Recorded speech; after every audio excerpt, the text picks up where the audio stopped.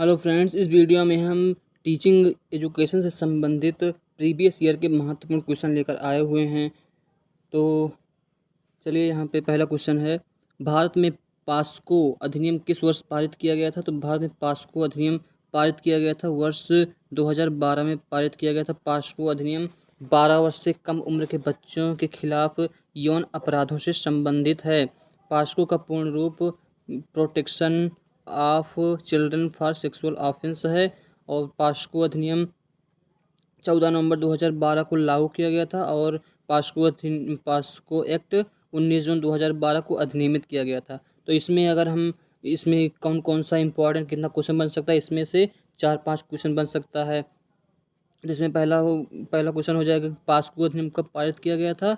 तो पास्को अधिनियम 2012 में पारित किया गया था। पहला क्वेश्चन हो गया। और कब अधिनियमित किया गया, किस एक्ट द्वारा।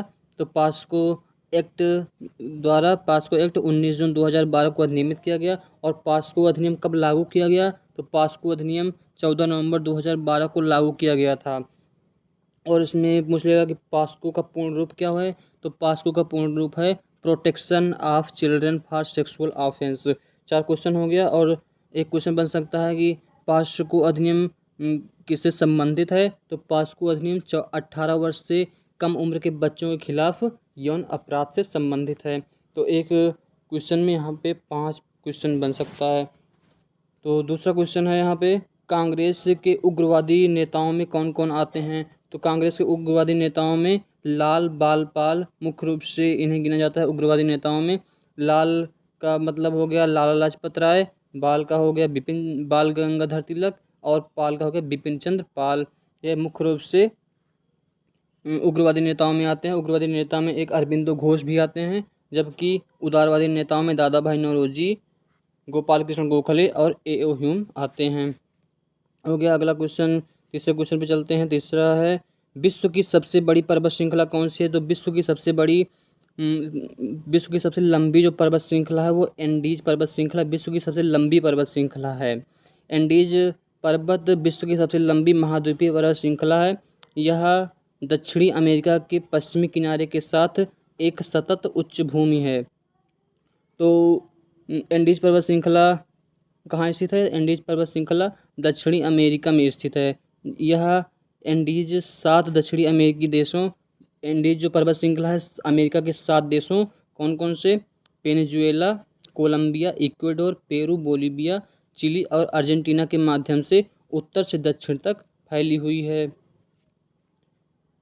उत्तर से दक्षिण उसमें पूछ लेगा कि वो दक्षिणी अमेरिका में जो एंडीज पर्वत श्रृंखला है वो किस दिशा की ओर फैली हुई है, पूर्व या पश्चिम, पूर्व से पश्चिम या उत्तर से दक्षिण। तो हम उत्तर से दक्षिण दिशा की ओर फैली हुई और दक्षिणी अमेरिका के 7 देशों में फैली हुई है। अगला क्वेश्चन है, कौन सा वायसराय इल्बर्ट बिल विवाद से जुड़ा हुआ था। तो इल्बर्ट बिल विवाद से लॉर्ड रिपन जुड़े हुए थे और इल्बर्ट बिल आया था 1883 ईस्वी में। तो इल्बर्ट बिल 9 फरवरी 1883 को लॉर्ड रिपन के वायसरायशिप के दौरान पेश किया गया था। तो जब इल्बर्ट बिल पेश किया गया था 9 फरवरी 1883 को, तो उस समय भारत के वायसराय लॉर्ड रिपन थे, जिसे भारत के गवर्नर जनरल की परिषद के कानूनी सदस्य सर कर्टन पैराग्रेन इल्बर्ट। तो इल्बर्ट का पूरा नाम हो जाता है सर कर्टन पैराग्रेन इल्बर्ट द्वारा तैयार किया गया था इल्बर्ट बिल विवाद, जो कि 9 फरवरी 1883 ईस्वी में लॉर्ड रिपन के वायसराय के काल में पेश किया गया था। अगला क्वेश्चन है, विश्व का चौथा और भारत का सबसे ऊंचा बांध कौन सा है। तो विश्व का चौथा और भारत का सबसे ऊंचा बांध है टिहरी बांध, जो कि भागीरथी नदी पर बनाया गया है। और जो टिहरी बांध है, टिहरी बांध की लंबाई लगभग 592 मीटर और टिहरी बांध की ऊंचाई 260.5 मीटर है। टिहरी बांध बहुउद्देशीय नदी घाटी परियोजना है जो कि भागीरथी नदी पर बनाया गया है। चलते हैं अगले क्वेश्चन की ओर। अगला क्वेश्चन है, भारत के मध्य युग के इतिहास में कन्नौज पर नियंत्रण करने के लिए प्रसिद्ध त्रिपक्षीय संघर्ष में कौन से शामिल थे। तो कन्नौज एक महत्वपूर्ण केंद्र था उस समय। तो कन्नौज पर अधिकार करने के लिए त्रिपक्षीय संघर्ष गुर्जर प्रतिहार, राष्ट्रकूट और पाल, इन तीनों शासकों के बीच संघर्ष हुआ था, जिसे त्रिपक्षीय संघर्ष कहा गया। किससे किसके बीच हुआ था? गुर्जर प्रतिहार एक हो गया, राष्ट्रकूट और पाल, तीन के बीच हुआ था। इसे त्रिपक्षीय संघर्ष कहा गया। अगला क्वेश्चन है, बक्सर की लड़ाई के दौरान दिल्ली का शासक कौन था? बक्सर की लड़ाई कब हुई थी? बक्सर की लड़ाई हुई थी 22-23 अक्टूबर 1764 ईस्वी में। और उस समय बक्सर की लड़ाई के समय जो दिल्ली का शासक था, इसमें दिल्ली का शासक पूछ रहा है कि बक्सर की लड़ाई के समय दिल्ली का शासक कौन था? दिल्ली का शासक था शाह आलम द्वितीय था। यह युद्ध, बक्सर का युद्ध जो था मुनरो के नेतृत्व में, मुनरो जो कि ब्रिटिश ईस्ट इंडिया कंपनी का सेनापति था, और बंगाल के मीर कासिम नवाब के बीच लड़ा गया था। इसमें शाह आलम द्वितीय मुगल सम्राट और आलमगीर का, शाह आलम द्वितीय जो था मुगल सम्राट था और जो कि आलमगीर द्वितीय का पुत्र था। बक्सर के युद्ध के दौरान मीर कासिम, अवध के नवाब शुजाउद्दौला और शाह आलम द्वितीय, इन तीनों की सेना और इसके खिलाफ ब्रिटिश ईस्ट इंडिया कंपनी ने लड़ाई लड़ी थी, जिसमें से ब्रिटिश ईस्ट इंडिया कंपनी की जीत हुई थी। अगला क्वेश्चन है, सत्यमेव जयते जो भारत के राजकीय प्रतीक पर अंकित है, कहाँ से लिया गया है? तो सत्यमेव जयते जो भारत के राजकीय प्रतीक पर अंकित है वह मुंडक उपनिषद से लिया गया है। अगला क्वेश्चन है, किस अनुच्छेद के अंतर्गत राष्ट्रपति अध्यादेश को वापस ले सकता है? तो चाहे राष्ट्रपति अध्यादेश को वापस ले सकता है पूछे, चाहे पूछे कि राष्ट्रपति पर अध्यादेश जारी करता है, ये दोनों आर्टिकल 123 के अंतर्गत आते हैं। अगर पूछ लेगा राज्यपाल पर अध्यादेश जारी करने की शक्ति किस अनुच्छेद में है, तो राज्यपाल द्वारा अध्यादेश जारी करने की शक्ति अनुच्छेद 213 में वर्णित है। अगला क्वेश्चन है, भारत रत्न पाने वाले पहले विदेशी कौन थे? तो भारत रत्न पाने वाले पहले विदेशी खान अब्दुल गफ्फार खां थे, और खान अब्दुल गफ्फार खां को 1987 ईस्वी में भारत रत्न मिला हुआ था। और दूसरे विदेशी जो भारत रत्न प्राप्त किए थे वो थे नेल्सन मंडेला, जिनको 1990 ईस्वी में भारत रत्न मिला था। तो खान अब्दुल गफ्फार खान एक मुस्लिम राजनीतिक और आध्यात्मिक नेता थे। उन्होंने भारत में ब्रिटिश राज को समाप्त करने के लिए काम किया था, और खान अब्दुल गफ्फार खान को 1987 ईस्वी में भारत रत्न दिया गया था, जो कि पहले विदेशी व्यक्ति बन गए थे जिन्हें भारत रत्न दिया गया था। अगला क्वेश्चन है, 1927 में मंदिर प्रवेश आंदोलन किसने शुरू किया था? तो 1927 में मंदिर प्रवेश आंदोलन को डॉक्टर भीमराव अंबेडकर ने शुरू किया था। और किन के लिए शुरू किया था? निचली जातियों के लिए शुरू किया था, निचली जातियों के लोगों के लिए शुरू किया था 1927 में मंदिर प्रवेश आंदोलन, कि निचली जातियों को भी मंदिर में प्रवेश किया जाए। इसके लिए डॉक्टर भीमराव अंबेडकर ने निचली जातियों के लोगों के लिए 1927 में मंदिर प्रवेश आंदोलन शुरू किया था। और इसके बाद मंदिरों में प्रवेश करने और मंदिर के कुओं के पानी का उपयोग करने और पानी भरने की भी अनुमति दी गई थी मंदिर प्रवेश आंदोलन 1927 के बाद। तो अगला क्वेश्चन है, किस देशांतर को भारत के लिए मानक याम्योत्तर माना जाता है? तो कौन सा देशांतर जिससे भारत का मानक याम्योत्तर माना जाता है?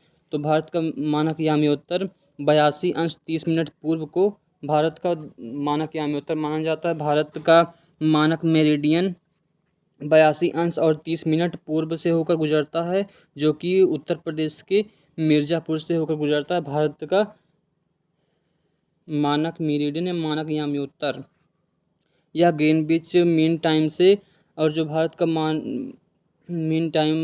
भारत का मानक मेरिडियन है वो ग्रीनविच मीन टाइम से 5 घंटा 30 मिनट आगे है। भारतीय मानक समय रेखा जो है, भारतीय मानक समय रेखा 5 राज्यों से होकर गुजरती है। भारत के 5 राज्यों से होकर गुजरती है भारतीय मानक समय रेखा।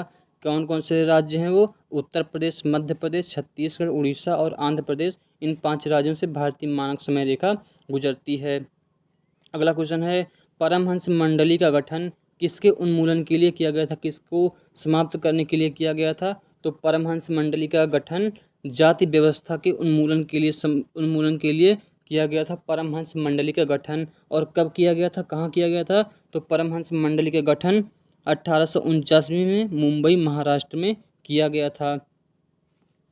और परमहंस मंडली 1849 में मुंबई में स्थापित एक गुप्त सामाजिक धार्मिक समूह था। और इसकी शुरुआत किसने की थी? परमहंस मंडली की शुरुआत दुर्गाराम मेहता जी, दादोबा पांडुरंग और उनके दोस्तों के एक समूह ने की थी।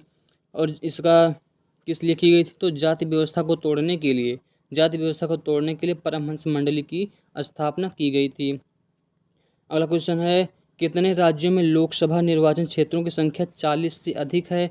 तो 40 से अधिक लोकसभा निर्वाचन क्षेत्रों की संख्या, ऐसे भारत के 3 राज्य हैं जिनकी लोकसभा सीट 40 से अधिक है। तो 3 राज्य कौन कौन से हैं? पहले स्थान पर उत्तर प्रदेश, जिसकी सबसे ज़्यादा सीट है लोकसभा में, 80 सीट है। उसके बाद महाराष्ट्र में 48 सीट है लोकसभा निर्वाचन क्षेत्र की। और पश्चिम बंगाल में लोकसभा निर्वाचन क्षेत्र की 42 सीट है। और बिहार की 40 सीट है। अगला क्वेश्चन है, विश्व आर्थिक मंच जिसकी 54वीं वार्षिक बैठक जनवरी 2024 में स्विट्जरलैंड के दावोस में हुई थी। तो इसमें पूछ रहा है विश्व आर्थिक मंच के संस्थापक कौन हैं? तो विश्व आर्थिक मंच के जो संस्थापक हैं वो हैं क्लास श्वाब हैं। कौन है? श्वाब। किसके?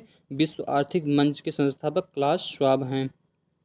अगला क्वेश्चन है, मुस्लिम लीग द्वारा किस तिथि को मुक्ति दिवस मनाया गया था? तो मुस्लिम लीग द्वारा मुक्ति दिवस 22 दिसंबर 1939 को मनाया गया था। मुस्लिम लीग ने 1939 में डे ऑफ डेलिब्रेंस यानी मुक्ति दिवस मनाया था।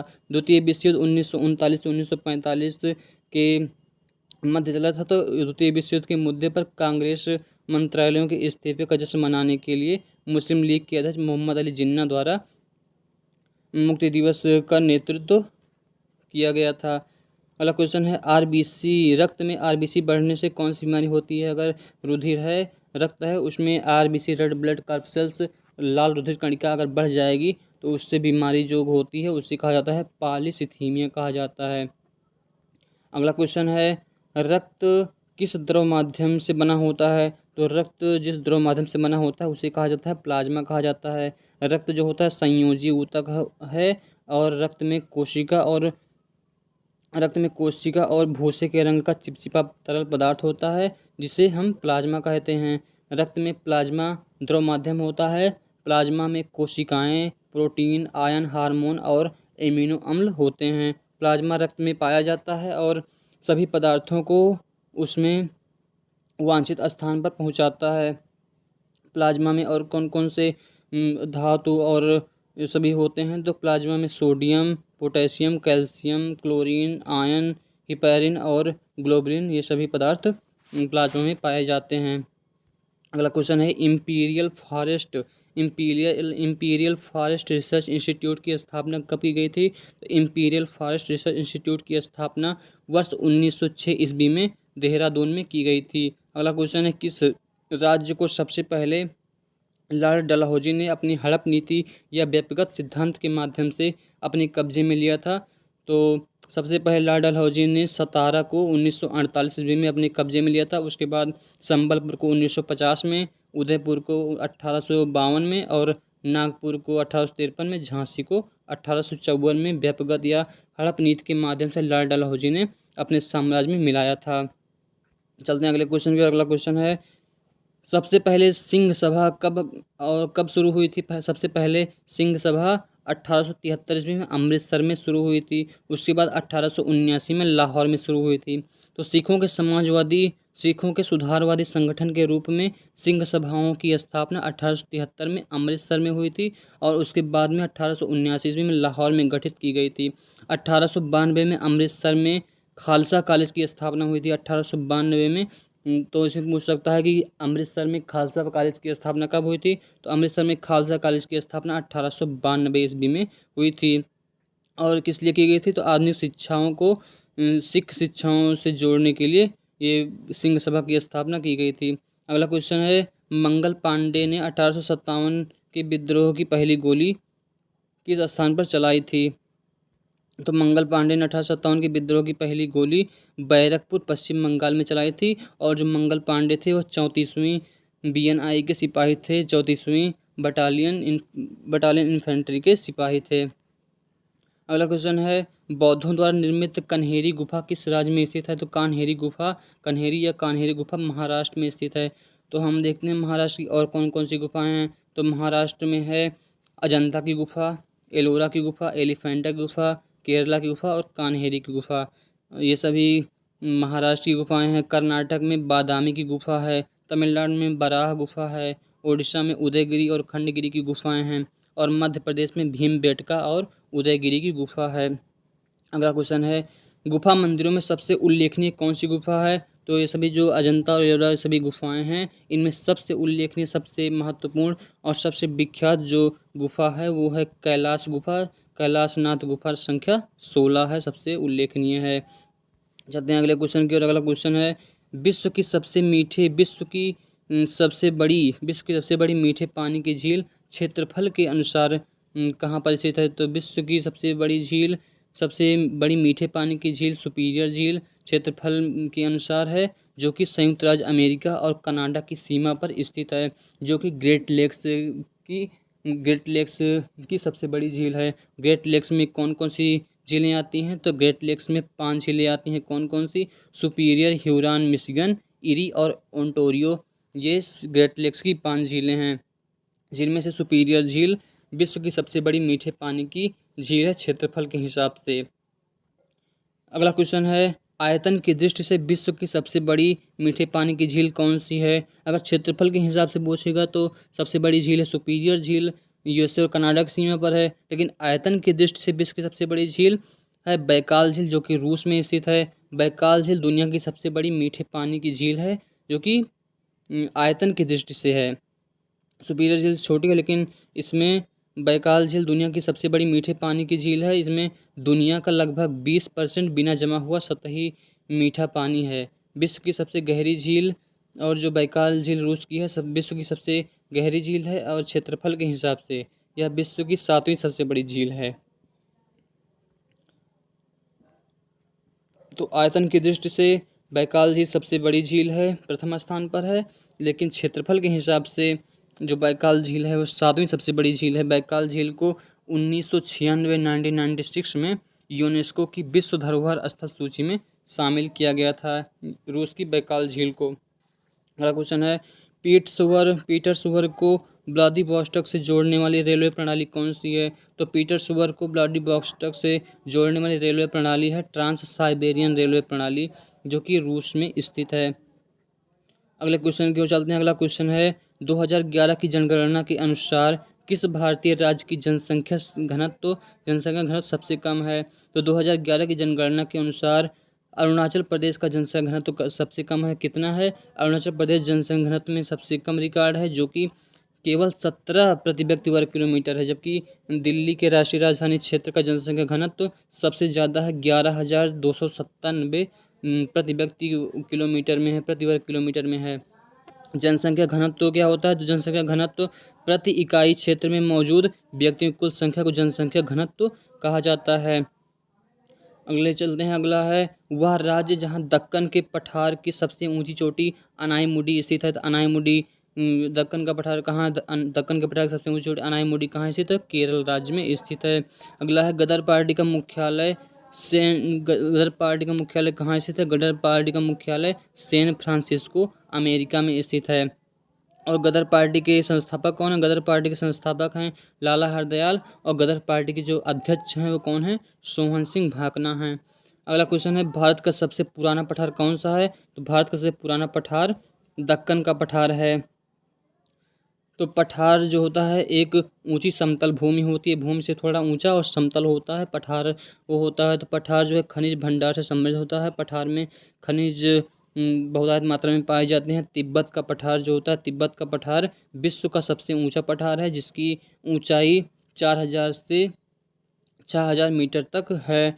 मारवाड़ का पठार जो होता है पूर्वी राजस्थान का पठार है। यह विंध्य काल के बलुआ पत्थर, शैल और चूना पत्थर से बना हुआ है। मारवाड़ का पठार, क्योंकि पूर्वी एशिया में जो तिब्बत का पठार है वो पृथ्वी का सबसे ऊंचा और सबसे बड़ा पठार है। दक्कन का पठार, दक्कन का जो पठार है, दक्कन का पठार पश्चिमी घाट और पूर्वी घाट के बीच दक्षिणी भारत का एक बड़ा पठार है। दक्कन का पठार विंध्य काल के बलुआ पत्थर, शैल और चूना पत्थर से बना हुआ है। पूर्वी एशिया में तिब्बत का पठार पृथ्वी का सबसे ऊंचा और सबसे बड़ा पठार है। दक्कन का पठार पश्चिमी घाट और पूर्वी घाट के बीच दक्षिणी भारत में एक बड़ा भाग है। अगला क्वेश्चन है, किस देश को उगते हुए सूर्य का देश कहा जाता है? तो उगते हुए सूर्य की भूमि या उगते हुए सूर्य का देश जापान को कहा जाता है, और जापान का एक नाम निप्पॉन भी है। अगला क्वेश्चन पर चलते हैं। अगला क्वेश्चन है मोहम्मद बिन कासिम ने किस साल में सिंध पर विजय प्राप्त की थी? तो मोहम्मद बिन कासिम ने सिंध पर विजय प्राप्त की थी 712 ईसा पूर्व में। तो मोहम्मद बिन कासिम ने सिंध पर विजय प्राप्त की थी 712 ईसा पूर्व में। अगला है विधवा पुनर्विवाह अधिनियम किस वर्ष पारित किया गया था? तो विधवा पुनर्विवाह जो अधिनियम है वो 1856 ईस्वी में पारित किया गया था। अगला है किसने भारत में सती प्रथा को समाप्त किया था? तो भारत में सती प्रथा को 1829 ईस्वी में लॉर्ड विलियम बेंटिक, जो कि भारत के पहले गवर्नर जनरल थे, उन्होंने सती प्रथा को समाप्त किया था 1829 में। अगला क्वेश्चन है ब्रिटिश भारत में सिविल सेवाओं का जनक किसे कहा जाता है? भारत में सिविल सेवाओं का जनक लॉर्ड कॉर्नवालिस को कहा जाता है। तो ब्रिटिश राज्य के दौरान वारेन हेस्टिंग्स ने सिविल सेवा की नींव रखी थी। तो सिविल सेवा की नींव वारेन हेस्टिंग्स से रखी थी, जबकि चार्ल्स कॉर्नवालिस या लॉर्ड कॉर्नवालिस ने इसका सुधार, आधुनिकीकरण और तर्क संगतीकरण किया था सिविल सेवा का। इसलिए लॉर्ड कॉर्नवालिस को भारत में सिविल सेवाओं का जनक के रूप में जाना जाता है। भारत में सिविल सेवाओं की नींव रखी थी वारेन हेस्टिंग्स ने, जबकि इसका आधुनिकीकरण, तर्क संगतीकरण और इसमें सुधार किया था चार्ल्स कॉर्नवालिस ने। इसलिए चार्ल्स कॉर्नवालिस को भारत में सिविल सेवाओं का जनक कहा जाता है। अगला क्वेश्चन है 1885 में जब भारतीय राष्ट्रीय कांग्रेस की स्थापना हुई थी, उस समय भारत का वायसराय कौन था? तो उस समय भारत का वायसराय, जिस समय आईएनसी इंडियन नेशनल कांग्रेस की स्थापना हुई थी, उस समय भारत का वायसराय लॉर्ड डफरिन था। अगला क्वेश्चन है किस घटना के कारण गांधी जी ने असहयोग खिलाफत आंदोलन को समाप्त कर दिया था? तो गांधी चौरा घटना, जो कि 4 फरवरी 1922 हुई थी, इस कारण महात्मा गांधी ने असहयोग खिलाफत आंदोलन को समाप्त कर दिया था। अगला क्वेश्चन है बक्सर की संधि, जो कि 1764 में हुई थी, इसके बाद कौन सी संधि हुई थी? तो बक्सर की युद्ध 1764 के बाद इलाहाबाद की संधि 1765 में हुई थी, जिसमें शाह आलम द्वितीय को पेंशन देकर ईस्ट इंडिया कंपनी द्वारा कानपुर के निकट रंगून में भेज दिया था। अगला है 1927 में महान सत्याग्रह किसके नेतृत्व में हुआ था? तो महान सत्याग्रह डॉक्टर भीमराव अंबेडकर के द्वारा किया गया था, महान सत्याग्रह। अगला क्वेश्चन है LIC life insurance corporation Bharatiya Jeevan बीमा निगम का राष्ट्रीयकरण कब हुआ था? तो भारतीय राष्ट्रीय जीवन बीमा निगम LIC का राष्ट्रीयकरण 1 सितंबर 1956 ईस्वी में किया गया था। अगला है प्रत्येक वर्ष सांख्यिकी दिवस कब मनाया जाता है? सांख्यिकी दिवस 29 जून को मनाया जाता है। अगला है एशिया की सबसे लंबी नदी कौन सी है? तो एशिया की सबसे लंबी नदी यांगटी सिकियांग नदी है। अगला क्वेश्चन है बिहार राज्य में गंगा नदी के किनारे कितने जिले हैं? तो बिहार राज्य में जो गंगा नदी है उसके किनारे गंगा नदी के किनारे बसा हुआ है। तो बिहार राज्य के 12 जिले गंगा नदी के किनारे स्थित हैं। कौन कौन से हैं? तो पहला है बक्सर, फिर भोजपुर, सारण, पटना, वैशाली, समस्तीपुर, बेगूसराय, मुंगेर, कटिहार, खगड़िया, भागलपुर, लखीसराय। ये 12 जिले हैं जो बिहार के गंगा नदी के किनारे स्थित हैं। अगला क्वेश्चन है संयुक्त राष्ट्र के संस्थापक सदस्य देशों की संख्या कितनी थी? संयुक्त राष्ट्र के संस्थापक सदस्य देशों की संख्या 51 थी, जो कि 24 अक्टूबर संयुक्त राष्ट्र संघ की स्थापना 24 अक्टूबर 1945 को हुई थी। अगला क्वेश्चन है भारत के गवर्नर जनरल कौन थे? भारत के प्रथम गवर्नर जनरल कौन थे? तो भारत के प्रथम governor general Lord William Bentinck थे।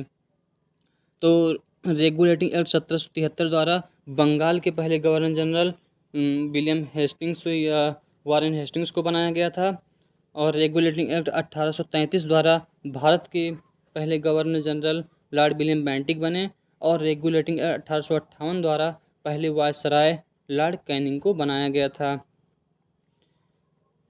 तो अगले क्वेश्चन पर चलते हैं। अगला क्वेश्चन है गंगा नदी की कुल लंबाई कितनी है? तो गंगा नदी की कुल लंबाई 2525 किलोमीटर है।